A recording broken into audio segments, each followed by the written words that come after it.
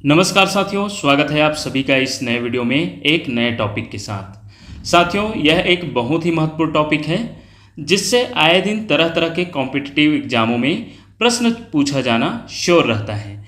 इसलिए इस वीडियो में हम टॉप एमसीक्यू का प्रैक्टिस करेंगे, वो भी फुल कॉन्सेप्ट के साथ। तो चलिए दोस्तों, बिना देर किए स्टार्ट करते हैं एनईपी 2020, जिसका फुल फॉर्म होता है नेशनल एजुकेशन पॉलिसी 2020।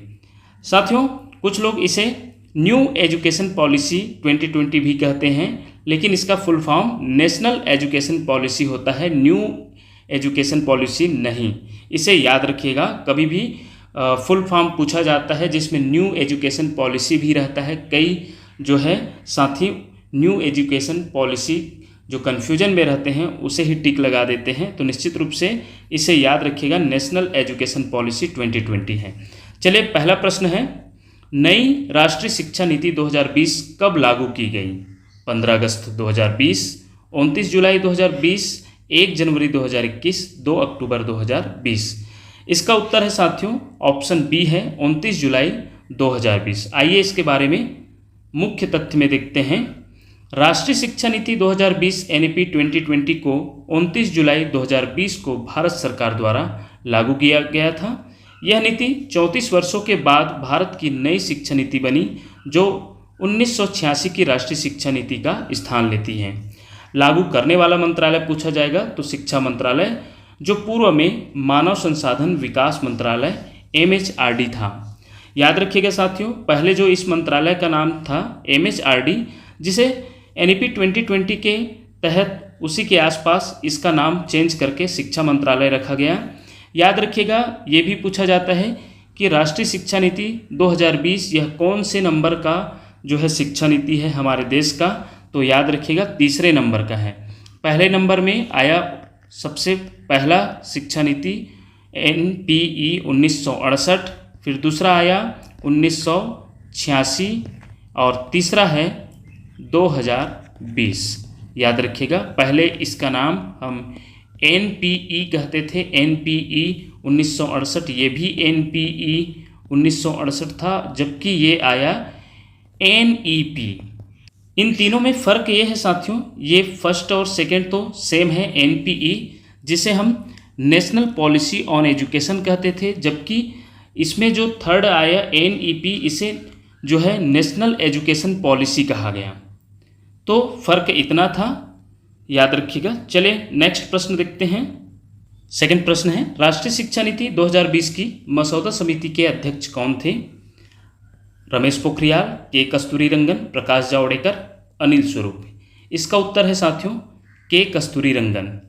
और जो फर्स्ट ऑप्शन रमेश पोखरियाल दिखाई दे रहा है, ये जो है एनईपी 2020 को लाने वाले जो मौजूदा शिक्षा मंत्री पूछा जाएगा एनईपी 2020 के समय, तो श्री रमेश पोखरियाल जी थे। याद रखिएगा, पूछा जा सकता है कि एनईपी 2020 लागू करने के दौरान शिक्षा मंत्री कौन थे? तो रमेश पोखरियाल थे, इसे भी याद रखिएगा। आइए डॉक्टर के कस्तूरीरंगन के बारे में जानते हैं। वे इस नीति को तैयार करने वाली ड्राफ्ट कमेटी के अध्यक्ष थे। डॉक्टर कस्तूरीरंगन इसरो के पूर्व अध्यक्ष भी रह चुके हैं और एक प्रसिद्ध वैज्ञानिक हैं। साथियों, ये भी पूछा जा सकता है कि एनईपी 2020 कौन से समिति के तहत लाया गया? तो आप इसे कस्तूरीरंगन समिति के तहत लाया गया, ये याद रखिएगा, पूछा जाता है, ऑप्शन में दिखाई दिया कस्तूरीरंगन समिति, तो उसी को लगाइएगा। चलिए नेक्स्ट प्रश्न है, देखते हैं। राष्ट्रीय शिक्षा नीति 2020 को सबसे पहले लागू करने वाला राज्य कौन सा है? साथियों, इसका उत्तर है कर्नाटक।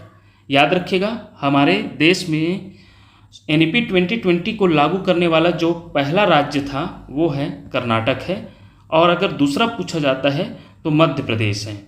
आइए इसके बारे में भी देखते हैं। कर्नाटक वह पहला राज्य है जिसने वर्ष 2021 में एनईपी 2020 को उच्च शिक्षा स्तर पर लागू किया। दूसरा राज्य है मध्य प्रदेश।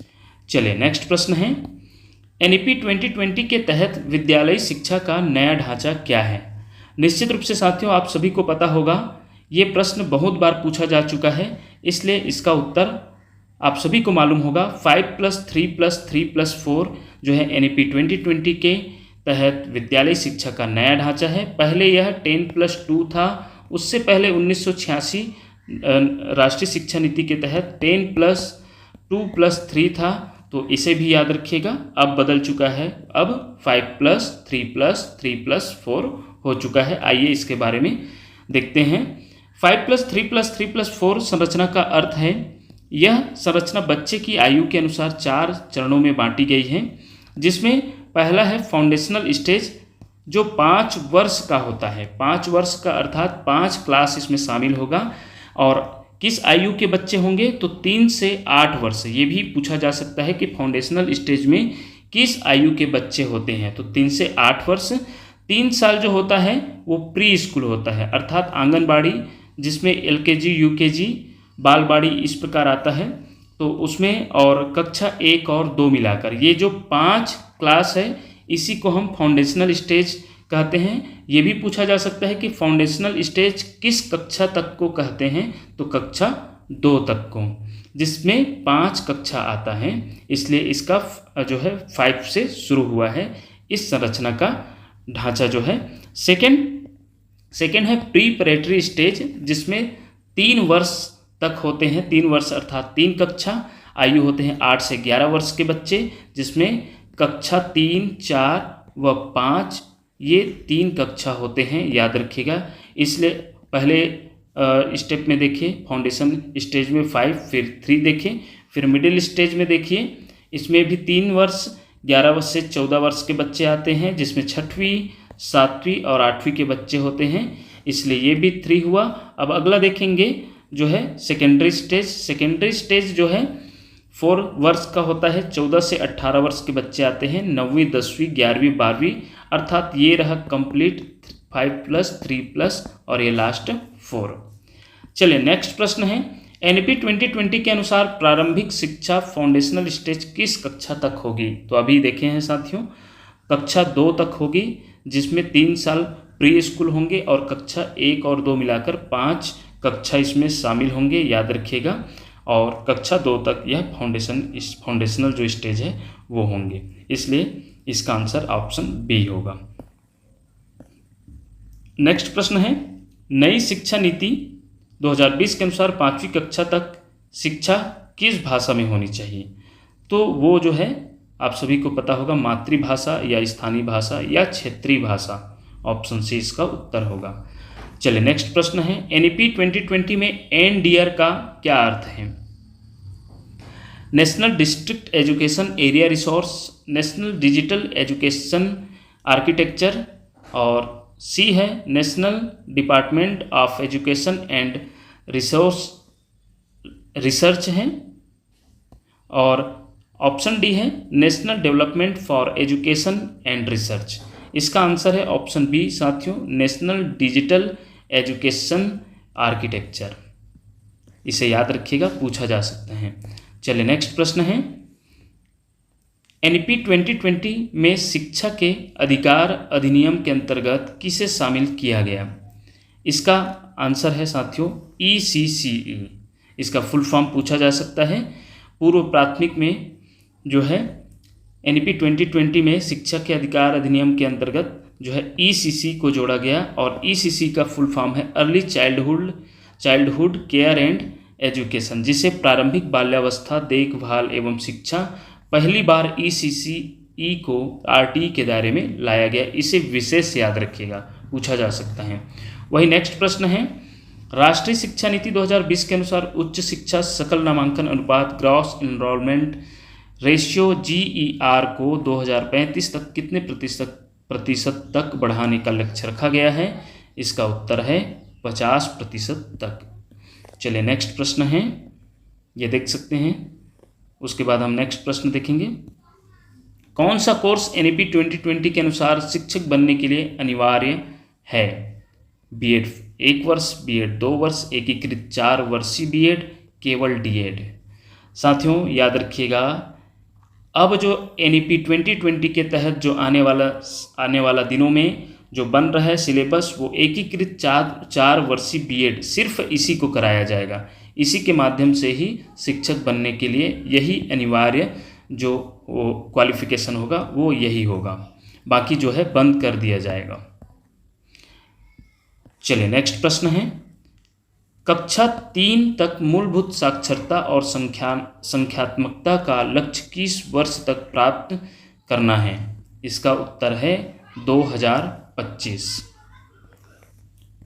एनईपी 2020 के अनुसार शिक्षा पर जीडीपी का कितना प्रतिशत खर्च करने का लक्ष्य है? तो ये है 6%। इसका आंसर ऑप्शन डी है। चलिए नेक्स्ट प्रश्न है, एनईपी 2020 में किसके लिए अकादमिक क्रेडिट बैंक की व्यवस्था की गई है? शिक्षक, विद्यार्थी, पुस्तकालय, प्रशासन। इसका उत्तर है ऑप्शन बी, विद्यार्थी के लिए एबीसी आईडी बनाने की जो है प्रक्रिया चालू हो गई है साथियों। एबीसी आईडी के बारे में निश्चित रूप से आप सभी जानते होंगे। आइए और भी इसमें जान लेते हैं।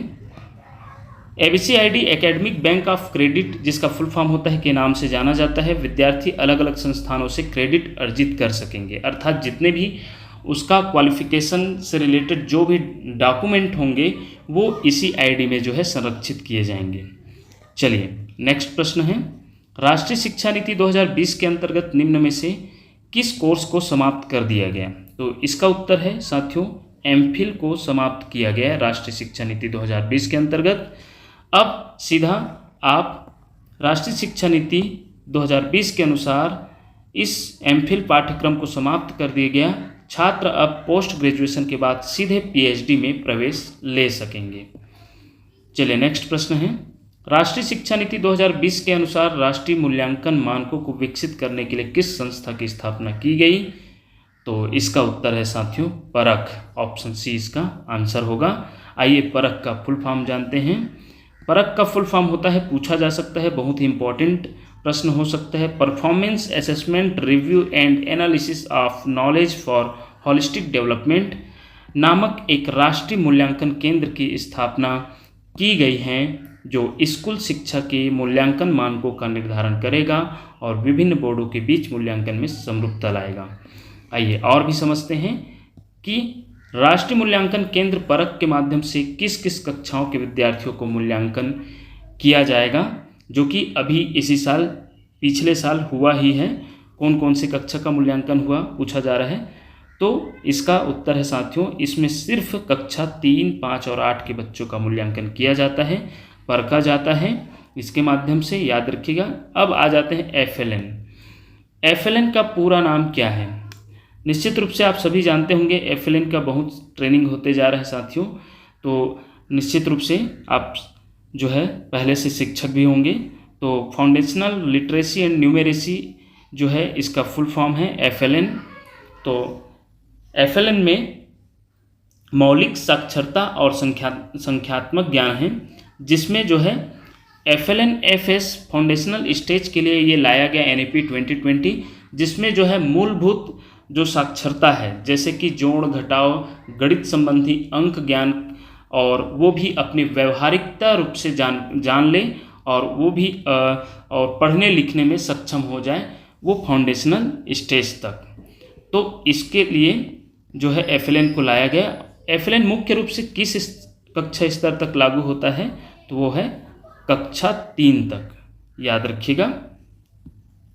चलिए एनईपी 2020 के अनुसार FLN लक्ष्य किस वर्ष तक प्राप्त करना है? 2026-27 तक जो है FLN को जो मूलभूत साक्षरता और संख्यात्मक ज्ञान है उसे जो है प्राप्त कर लेना है, जो है ऐसा बोला गया है, याद रखिएगा। एनईपी 2020 के अनुसार लक्ष्य रखा गया है 2026-27 तक। चलिए नेक्स्ट प्रश्न है, FLN के अंतर्गत कौन सा मिशन चलाया गया? इसका उत्तर है निपुण भारत। इसका भी फुल फॉर्म पूछा जा सकता है साथियों। निपुण Bharat national initiative for proficiency in reading with understanding and numeracy की शुरुआत जो है 2021 में हुई। पूछा जा सकता है कि निपुण भारत की शुरुआत कब हुई? तो 2021 में हुई। निम्न में से FLN का उद्देश्य नहीं है पढ़ना, गिनती, तर्क क्षमता, विज्ञान प्रयोग। चूंकि साथियों यह छोटे बच्चों के लिए है, तो विज्ञान प्रयोग FLN का उद्देश्य नहीं है, इसलिए इसका उत्तर जो है ऑप्शन डी होगा। चलिए FLN शिक्षा का कौन सा चरण है? माध्यमिक, उच्चतर माध्यमिक, प्रारंभिक, उच्च शिक्षा। इसका उत्तर है प्रारंभिक। चलिए नेक्स्ट प्रश्न देखते हैं। एनईपी 2020 की नई संरचना में एफएलएन किस स्टेज में आता है? इसका उत्तर है फाउंडेशनल स्टेज। हालांकि कक्षा 3 तक शामिल किया गया है, लेकिन आप बोलेंगे कि कक्षा 2 तक तो फाउंडेशनल स्टेज होता है। तो लेकिन याद रखिएगा साथियों, इसमें कंफ्यूज नहीं होना है। कक्षा 2 तक भले ही फाउंडेशनल स्टेज है, लेकिन एफएलएन की बात होगी तो कक्षा 3 को भी शामिल किया गया है। कक्षा 3 तक जो है इसमें आएगा एफएलएन के तहत जो बच्चे जिन्हें हमें मूलभूत साक्षरता एवं संख्यानात्मक ज्ञान देना है, उसमें जो है कक्षा 3 तक के बच्चे आएंगे। चलिए नेक्स्ट प्रश्न है, एफएलएन मिशन को किस नाम से जाना जाता है? तो इसका उत्तर है निपुण भारत। ऑप्शन सी इसका उत्तर होगा। चलिए, एफएलएन का मुख्य उद्देश्य क्या है? इसका मुख्य उद्देश्य है बुनियादी पढ़ाई और गणना में दक्षता। याद रखिएगा, ऑप्शन सी इसका आंसर होगा। चलिए, ये रही साथियों एनईपी 2020 व एफएलएन के तहत टॉप 25 क्वेश्चन। निश्चित रूप से आपके परीक्षा की दृष्टि से बेहद इंपॉर्टेंट प्रश्न है इसमें। इसी प्रकार के वीडियो देखने के लिए देखते रहिए आपका अपना चैनल टीचरशिप। धन्यवाद साथियों।